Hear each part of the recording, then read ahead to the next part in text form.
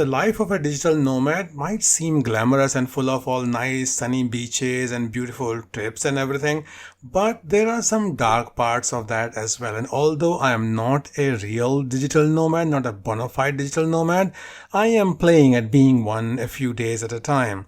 And I am kind of facing both sides of this. So there are some dark parts of this, and then there are things that make up for those parts.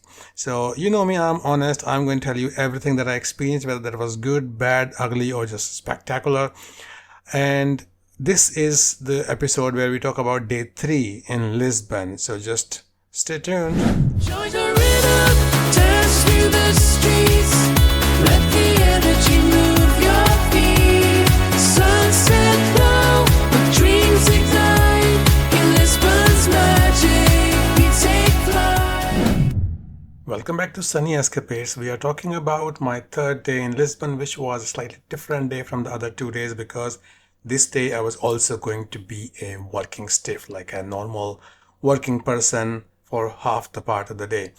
And I started this day like normal as yesterday because I wanted to go for a walk. So I got up early about 6:30, then went for a walk.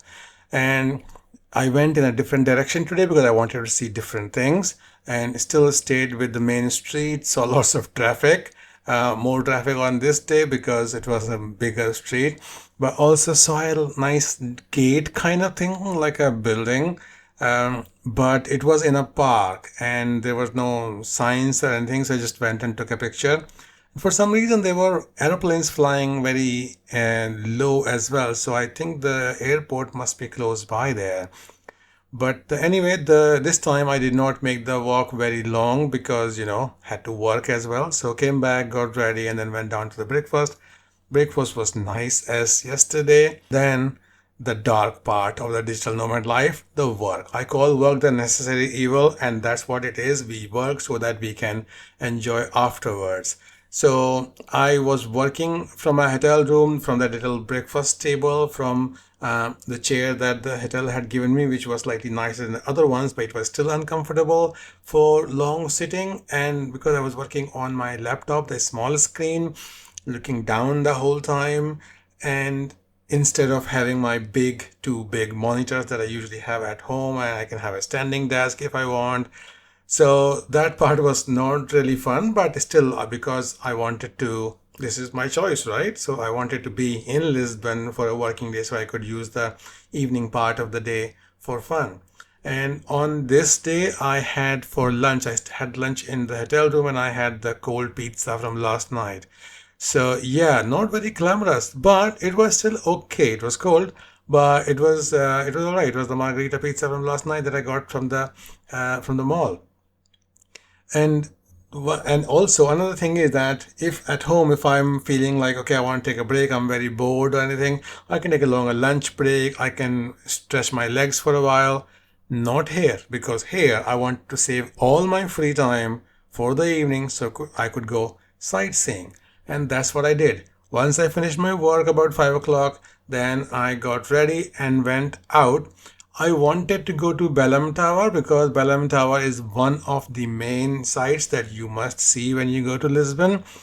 And I was thinking maybe I can take one of those e-scooters because this was a pleasant day. It was not very hot. There was no rain. And I could just, not very hot and cold and no rain. So perfect for this. And the cycle lanes in Lisbon, they are usually tree lined. They have trees from both sides. So they pretty much, they give you cover on top as well because the trees meet in the middle. And they are really pretty to look at. You can even take pictures of them. But obviously I cannot go and, charge through them on the e-scooter and also have the camera on. For one thing, it's not safe. For second thing, I don't feel that comfortable with it for my camera or for myself. So try to just use the e-scooter to go to Belem Tower, but it didn't work out. I was just getting lost too many times.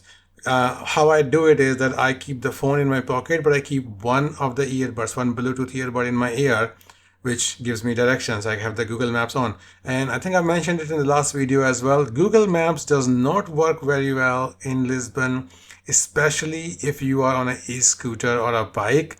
So just be very careful if you are there biking around and thinking I can go everywhere from that. No, just actually use a map as well. See where you want to go. And also, instead of using the, turn by turn or the biking option, just use the car option and check where you want to go and then just map your own route there. So when I took the wrong turn a few times, then I thought, okay, let's stop this because I want to take some sunset pictures at the Belem Tower, and if I was going to spend all my time just going around in circles, there was no point. So I stopped that and I called a Bolt. And Bolt is slightly cheaper than Uber there, and the service is fantastic. I have no complaints. It was nice and cheap, and they were always punctual drivers. And sometimes I could not talk to them if they did not know English. Sometimes they did know English, and they were like very pleasant to chat as well. So on this one, I went to the Belem Tower, and it's a nice place in itself. As in, other than the tower, also there's a nice stretch of place which is just pedestrians, no cars nearby, and then you can walk around, sit, watch the sunset. You can also see the bridge from there, the 25th April bridge that is not very far. You can see that on your left, while the tower would be on your right. And the thing was that the sun was going to be even further to the right, so I could not actually see the sun setting from there, but I could see the colors of the sunset reflected on the tower. So I got there quite early, and there was a temptation to, go sit in a cafe which had a nice terrace in the back from where you could see both the bridge and the tower as well. But I am a vlogger, so I have to take a lot of pictures and videos as well.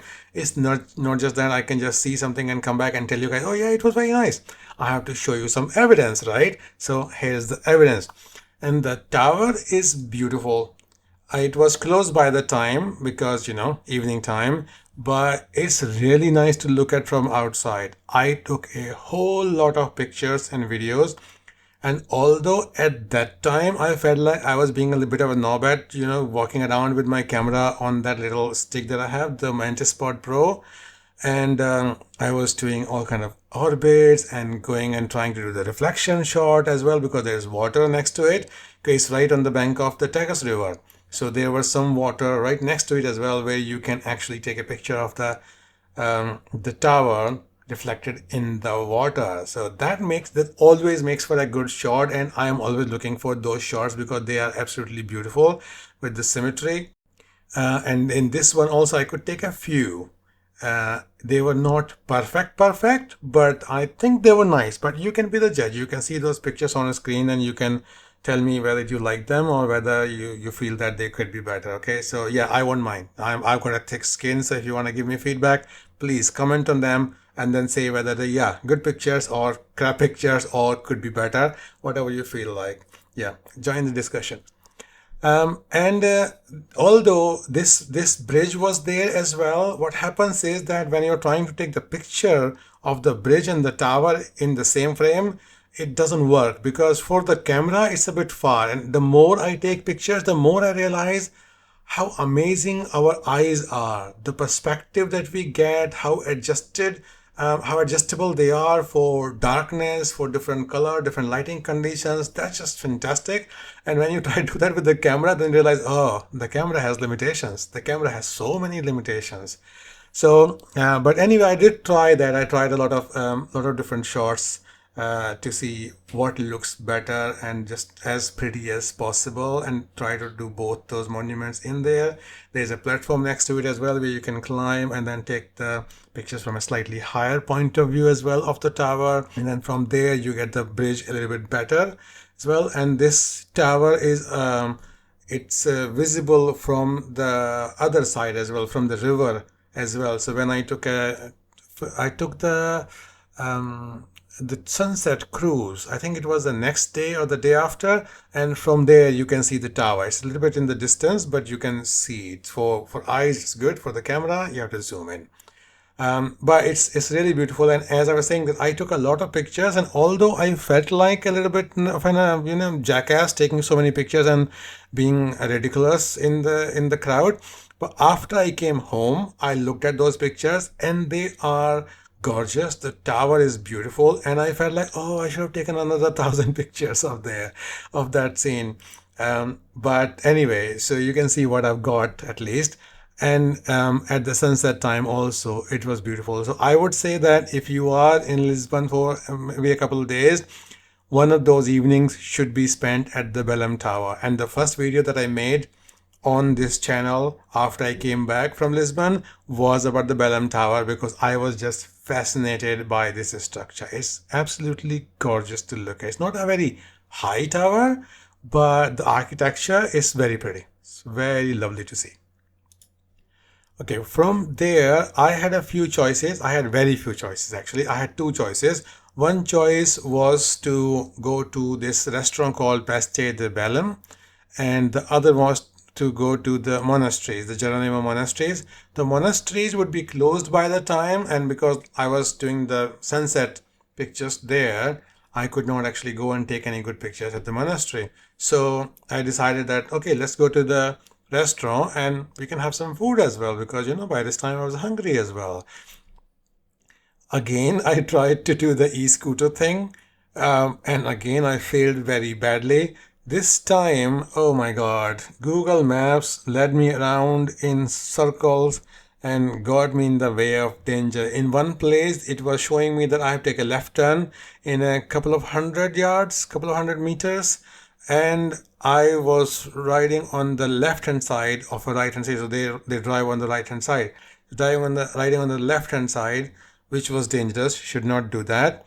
And this was the only time that the Portuguese drivers honked at me because I think they were also worried for my safety. So I heeded their warning. I moved back to the right hand side, and then after I drove those 200 meters, found that I could not see the turn where it was trying to make me turn. I looked at the map so many different ways, but I could not see how it was trying to get me to that place. I don't know whether there were some secret passages, like you have to take some stairs sometimes, or there's a hidden underground pass or something.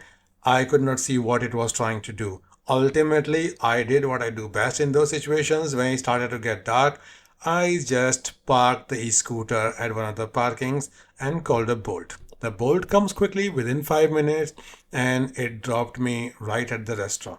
Okay. The restaurant is very famous. If you look at Instagram, if you look at online sources, you will find lots of great reviews and you will find lots of recommendations that you must go there, you must try it. Unfortunately, this place is not one of those places. I don't mind if people get offended by it because I'm just telling my experience as to how I saw it, how I felt it, how I tasted it. Okay, so if you mind it, go ahead, make an hateful comment in the comments. I'll take it. But the actual thing was that actually one good thing was that there was no queue. From there, I could see the way they had things structured, the way they had things organized. I could see that they had space for a long queue there, and that's what lots of reviews were saying as well, that, oh, we stayed in the queue for 2 hours, it was worth it. We stayed in the queue for 1 hour and 15 minutes, it was totally worth it. Thankfully for me, there was no queue, or I would have been very angry after this experience. So there was no queue. They asked me as to, okay, what do you want? I was just looking for the pastries, the pastel de nata, that is very famous in Lisbon. But because I was hungry as well and there was a space, so I said, okay, I'll take a table and then just, get some food as well. So got in there. It was a really big place. There were a couple of really, really huge rooms. Like you can, in some restaurants, you would see like half of that space in the whole restaurant. And they had one room like that, and they had probably like 2 or 3 rooms like that. So I went into the innermost one, which was still quite a big room. Got a table, got a waiter, gave me the menu, and obviously I had to order the pasta de nata because, that's what I was there for. It was famous. And from the vegetarian section, there were a couple of options, not many, but a few to choose from. And I didn't want to eat pizza and stuff, so I chose a sandwich, which was mozzarella and tomato. And because I like mozzarella. And mozzarella and tomato is most times my go-to option when I'm buying pastries or like these toasties and sandwiches kind of things, because I don't like mushrooms, and when they have these green things in there like rockets and stuff, which also I don't like. If they chop them up properly and put them in, that'll be good. But I hate that visual of when I'm biting into that and then I'm pulling a little long strand of green coming out of the sandwich. I find it disgusting. And you can guess why I don't meat. I would find that even more.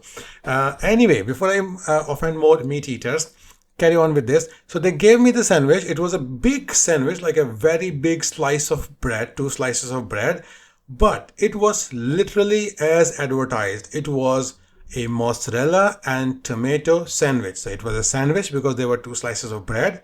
It was mozzarella because they had slapped on a whole hunk of mozzarella on there, and there were sliced tomatoes on there. That's it.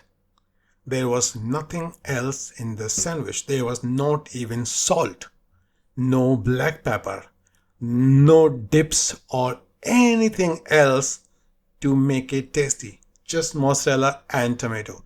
It was, in my life, the worst mozzarella and tomato sandwich I have had.